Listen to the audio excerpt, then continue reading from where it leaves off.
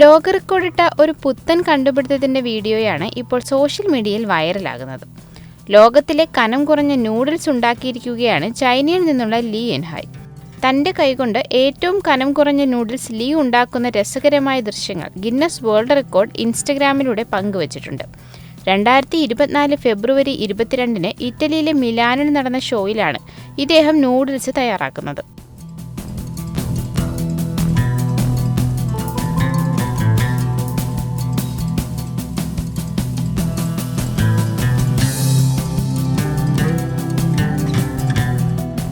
.18 millimetre മാത്രമായിരുന്നു ഈ നൂഡിൽസിന്റെ കനം.